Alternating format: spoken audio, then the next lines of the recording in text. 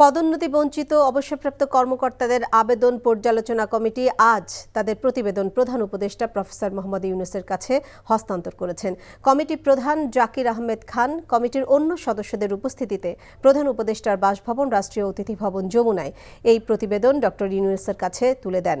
জনপ্রশাসন মন্ত্রণালয়ের আওতায় 2009 সাল থেকে 2024 সালের 4 আগস্ট পর্যন্ত সময়কালে চাকুরিতে নানাভাবে বঞ্চনার শিকার এবং অবসরে যাওয়া কর্মকর্তাগণের আবেদন পর্যালোচনা করে সুপারিশ দেওয়ার জন্য সরকার গত 16 সেপ্টেম্বর সাবেক অর্থ সচিব এবং বিশ্ব ব্যাংকে বাংলাদেশের সাবেক বিকল্প নির্বাহী পরিচালক জাকির আহমেদ খানকে আহ্বায়ক করে 5 সদস্যের একটি কমিটি গঠন করে।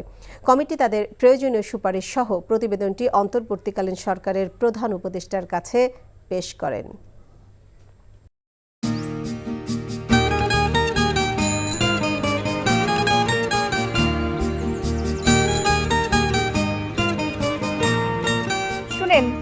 পুরুষ মানুষ তো এভাবে ভয় পেলে চলে না, মুখে সাহস রাখতে হয়।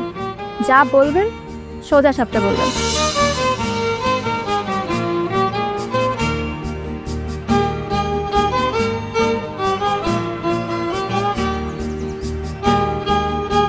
তো এই শীতে যে শীতের কাপড় ছাড়া আসছো, এটা কি ঠিক আছে?